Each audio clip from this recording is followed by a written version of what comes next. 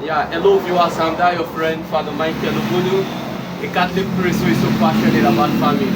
A friend of mine called me and he was telling me that his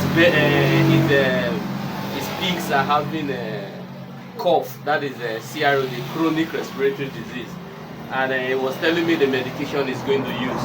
And that is why I'm making this video on how to tackle some of these cough or CRO, they will call it chronic respiratory disease in a pig.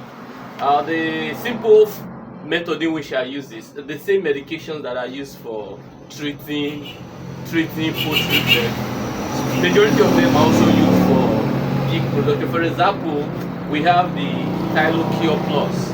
Tylocure Plus, you can use it for cow, cattle, you can use it for birds, goats, and also pig. We also have what they call the Mucoline. This is the liquid one. You apply them to the water. You can also apply the powdered one to the feet of the pig and also apply this liquid one to the water. You do that for about 7 days, and when you do that to an extent, you will not be seeing improvement in the life of your pigs. Thank you very much for finding out time to view this my installation. I remain that your friend, Father Michael. God bless you.